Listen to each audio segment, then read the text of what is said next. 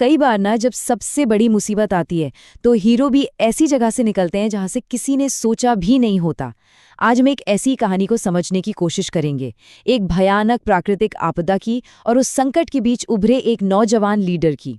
तो बात है अक्टूबर 1999 की।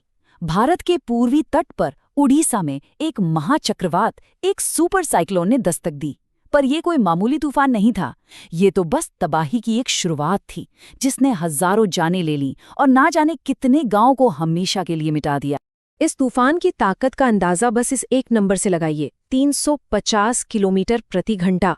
जरा सोचिए हवा की रफ्तार, मतलब इतनी तेज कि पुराने मजबूत पेड़ भी जड़ से उखड़ गए और पक्के घर ताश के पत्तों की तरह ढह गए।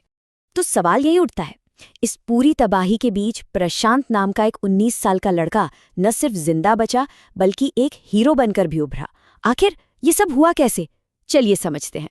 तो कहानी की शुरुआत होती है उस भयानक तूफान के पहले 36 घंटों से, जब कुदरत का कहर अपने चरम पर था। कहानी का जो हीरो है प्रशांत, वो असल में अपने गांव में था ही नहीं। वो अपने एक दोस्त के घर गया हुआ था, जो उसके गांव से करीब 18 किलोमीटर दूर था। और तभी ये तूफान आ गया।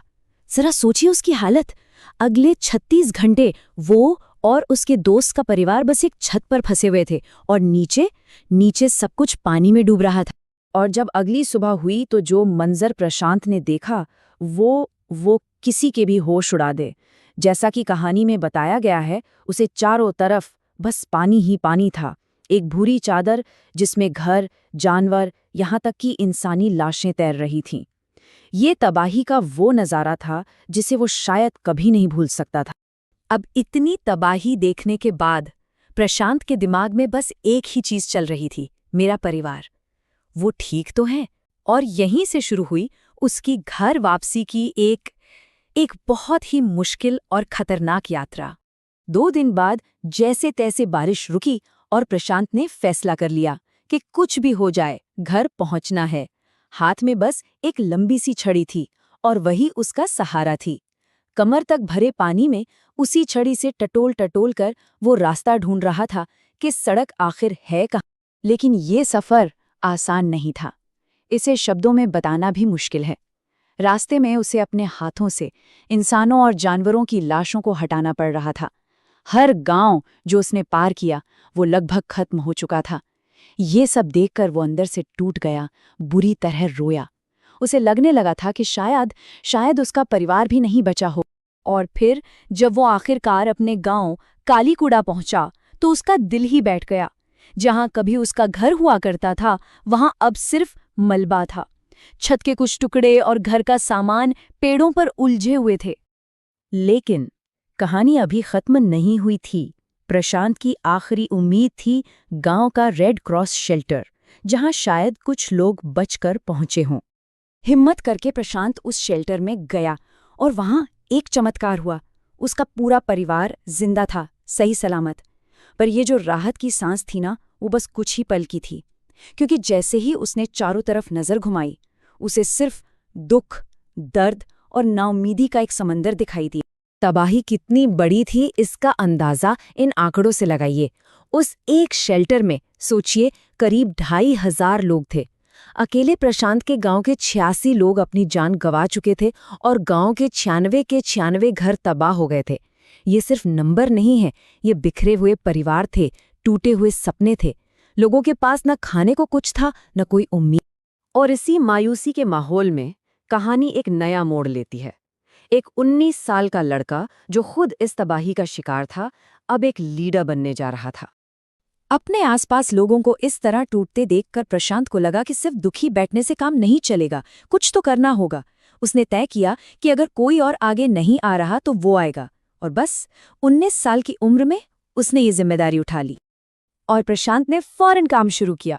सबसे पहले उसने गांव के नौजवानों और कुछ बड़ों को इकट्ठा किया और एक लोकल व्यापारी को मनाया कि वो चावल का स्टॉक दे दे। फिर उसने वॉलंटियर्स की टीम बनाई शेल्टर की सफाई के लिए। लेकिन उसका सबसे जीनियस आइडिया पता है क्या था? उसने छोटे बच्चों को जमीन पर लिटा दिया और उनके पेट पर खाली बर्तन रख दिए। ये ऊपर से गुजर रहे मिलिट्री हेलीकॉप्टर्स के लिए एक सिग्नल था कि हम भूखे हैं। और कमाल की बात यह है कि ये आइडिया काम कर गया। देखते ही देखते प्रशांत उस अफरा तफरी भरे शेल्टर में एक उम्मीद की किरण बन गया। वो खाना बंटवाता, लोगों को काम सौंपता और ये पक्का करता कि मदद सही लोगों तक पहुंचे। लेकिन प्रशांत का काम सिर्फ लोगों का पेट भरने तक ही नहीं रुका। वो ये समझ चुका था कि असली घाव तो लोगों के दिलों पर लगे हैं और उन्हें भरना ज्यादा जरूरी है। उसकी सोच देखिए कितनी गहरी थी। वो जानता था कि लोगों को, खास तौर पर औरतों और बच्चों को, इस दुख से बाहर निकालने के लिए कोई मकसद देना होगा। तो उसने औरतों को एक एनजीओ के काम के बदले खाना प्रोग्राम से जोड़ा और जो बच्चे अनाथ हो गए थे उनके लिए क्रिकेट मैच ऑर्गेनाइज किए, ताकि वो सब कुछ भूलकर थोड़ी देर के लिए ही सही मुस्कुरा सके। और फिर प्रशांत ने वो काम किया जो शायद सबसे जरूरी था। देखिए, सरकार का प्लान था कि अनाथ बच्चों और विधवाओं के लिए अलग अलग आश्रम बना दिए जाएं। लेकिन प्रशांत और उसके साथियों ने इसका विरोध किया। उन्हें लगा कि इससे तो बच्चे बिना प्यार के बड़े होंगे और विधवाएं और अकेली पड़ जाएंगी। तो उन्होंने एक बहुत ही शानदार आइडिया दिया। उन्होंने कहा कि समुदाय के अंदर ही पालक परिवार बनाए जाएं, जहां जिन विधवाओं के बच्चे नहीं थे वो अनाथ बच्चों की देखभाल करें। इससे बच्चों को माँ का प्यार मिलेगा और उन औरतों को जीने का एक सहारा। और पता है, इस सब के बीच एक और चीज हुई।